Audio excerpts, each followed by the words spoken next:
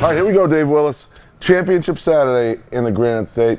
We're here to focus on the Division I football title game between 10-1 Pinkerton Academy and 10-1 Exeter High School. Your immediate thoughts? Well, first of all, it's our only postseason football game, so we have to enjoy it. Yeah.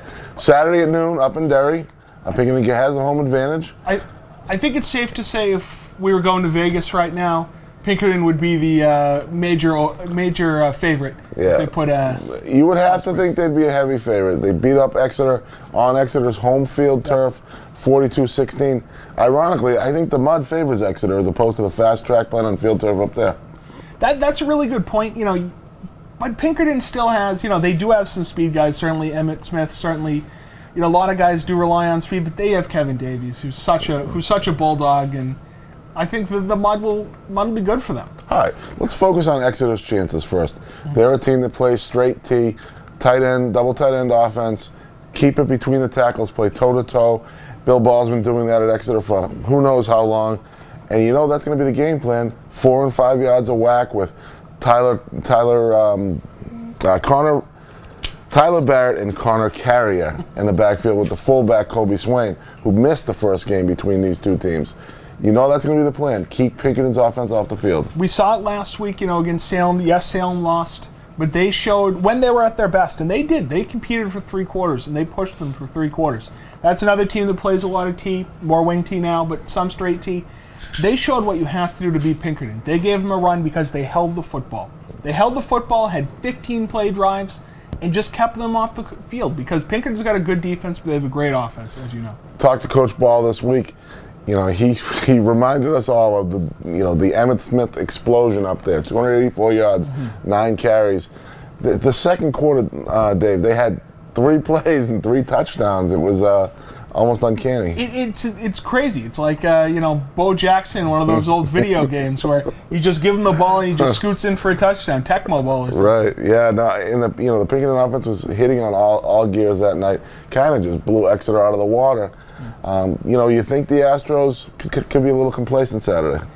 No, I don't think so. Well, you're not buying that either. I'm really not. I just, look, I'd like to sit here and say I think it could be a close game, but I don't know. I just think this team's too good. The one criticism I will have, they were a little slow out of the gates against Salem. Our colleague on the Seacoast, New Hampshire Sports Pages, Roger Brown. I'm sorry, New Hampshire Football Notebooks, Roger Brown. I apologize, Roger.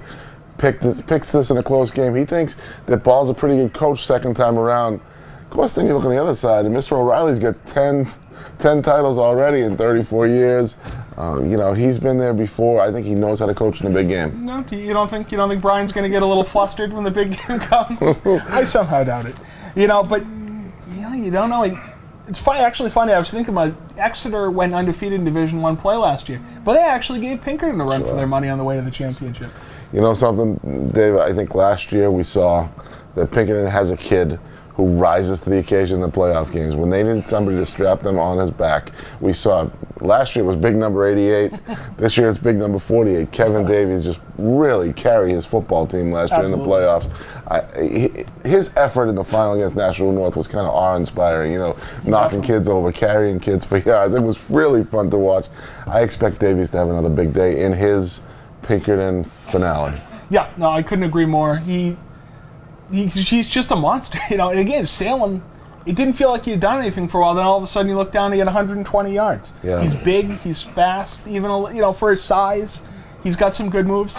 We've talked a lot about Ryan Coombs this year, but he's another kid. He came up big in the state championship game last year, and he came up huge with a huge touchdown catch, which was phenomenal. And I wish it had been coming towards me because I could have got a better video shot.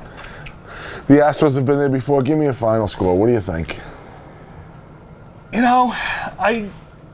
I'm thinking, 30-14, something like that. I'm thinking it's a pretty decisive win. The thing is, you get up 14 points on Exeter, and I don't know if they have the capabilities to come back, so that will work in Pinkerton's favor. I see it's going to be a pretty tight game. In the end, maybe 24-14 Pinkerton. I think Coombs or if the freshman kicks, Ryan Day might have a field goal mixed in. It'll be a 24-14 game, something like that, but I do like Pinkerton's chances in that one. All right, that's it on the New Hampshire title game. For Dave Willis, I'm Hector Longo on EagleTribune.com.